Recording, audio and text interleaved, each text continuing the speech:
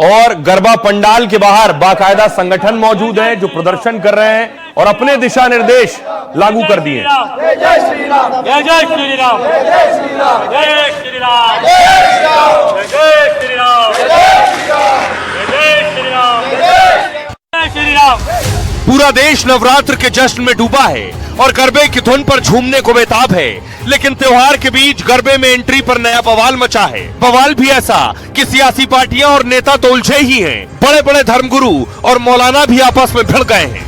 जब सनातन हिंदू विचारधारा के लोग हज यात्रा में नहीं जाते हैं तो उनके लोगों को भी जो है गरबा में नहीं आना चाहिए और गरबा के मुख्य दरवाजे पर गोमूत्र रखना चाहिए। कि किसी भी मुसलमान को फिजिकली किसी के त्योहार में, किसी की इबादत में शरीक नहीं होना चाहिए। ये बिल्कुल कतन हराम है, बिल्कुल हराम है और हराम से भी बढ़कर ये शिर्क है।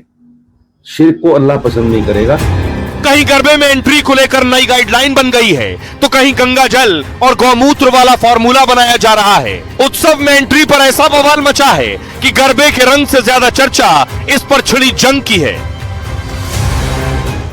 और आइए आपको बताऊं मौलाना क्या कह रहे हैं और बाबा क्या कह रहे हैं, क्यों एतराज है।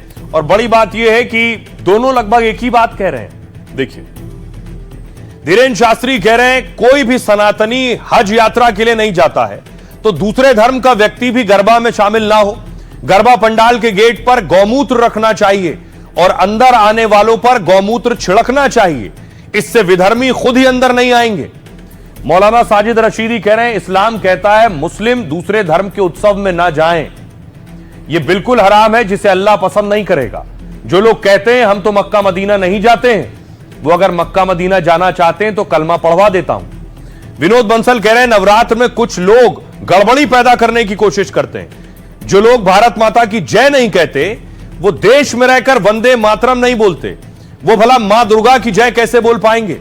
और जो ये नहीं बोल सकते हैं वो गरबा में क्यों आए।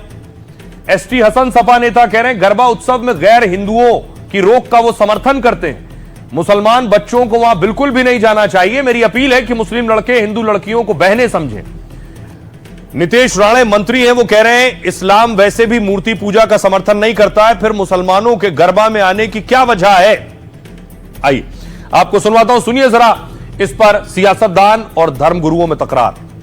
जब सनातन हिंदू विचारधारा के लोग हज यात्रा में नहीं जाते हैं तो उनके लोगों को भी जो है गरबा में नहीं आना चाहिए और गरबा के मुख्य दरवाजे पर गोमूत्र रखना चाहिए। कि किसी भी मुसलमान को फिजिकली किसी के त्योहार में, किसी की इबादत में शरीक नहीं होना चाहिए। ये बिल्कुल कतन हराम है, बिल्कुल हराम है और हराम से भी बढ़कर ये शिर्क है।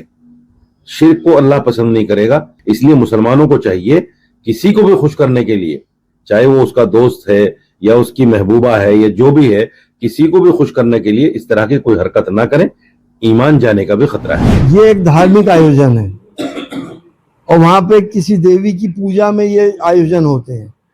इस्लाम बुत परस्ती को मना करता है, तो जो भी मुस्लिम भाई वहां जाएगा वो इस्लाम के खिलाफ काम करेगा। इस्लाम या कुरान के अंदर मूर्ति पूजा इसको हराम माना जाता है, गलत माना जाता है।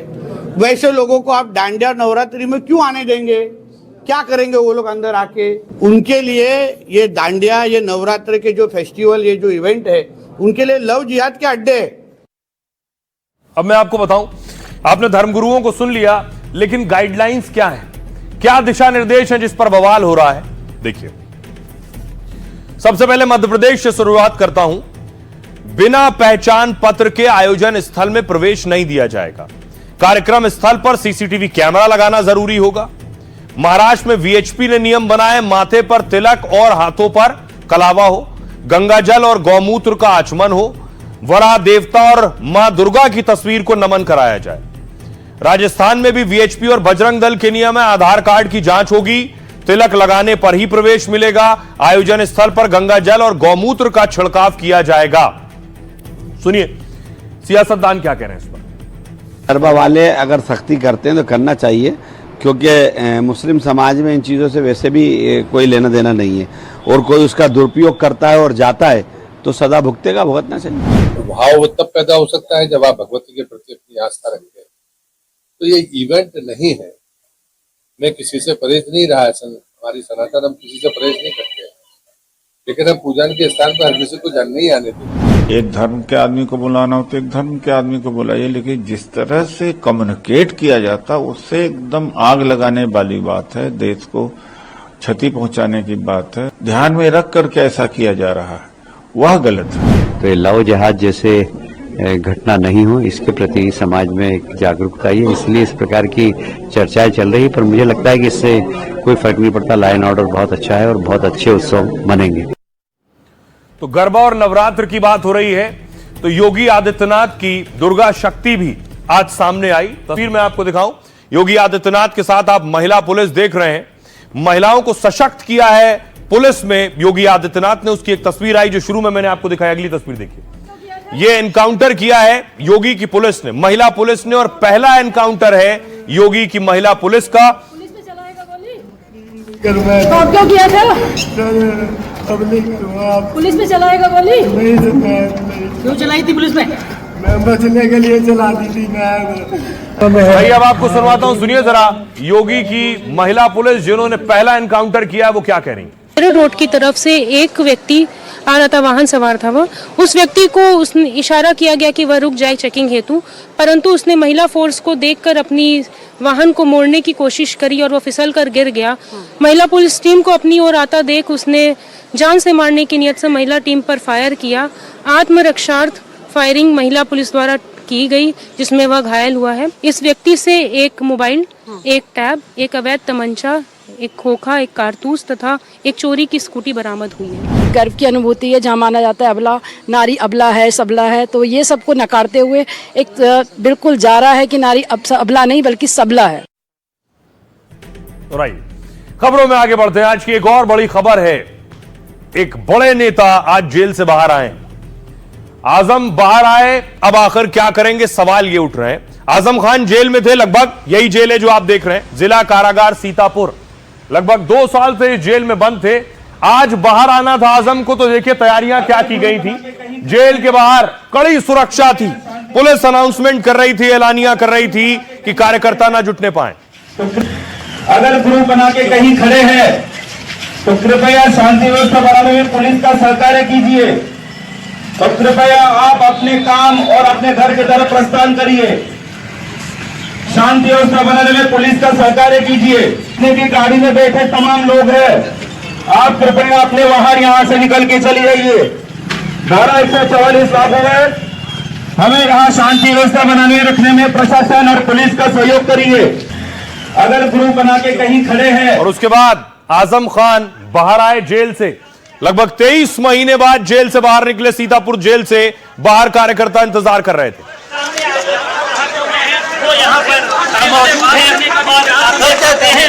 आजम खान जी, ये क्या आजम खान जी कोई मीडिया वाइट के जैसे कर रहे हैं कि उन्होंने मना किया है बात करने की। हम आजम जी प्लीज। और उसके बाद देखिए आजम खान रामपुर के लिए रवाना हुए, तो ये बताया गया 100-150 गाड़ियों का काफिला था।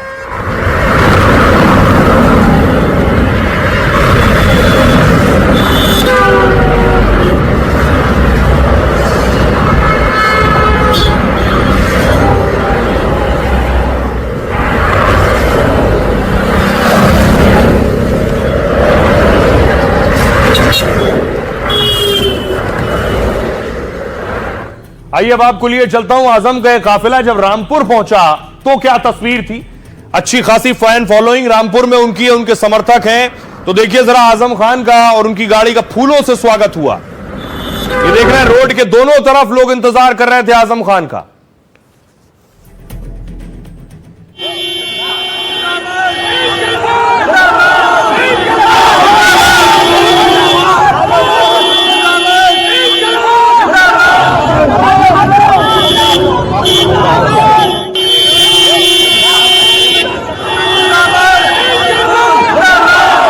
और उसके बाद हाल यह था कि आजम खान अपने घर तक जाना मुश्किल हो रहा था, भीड़ ने उन्हें इस कदर घेर लिया था रामपुर में।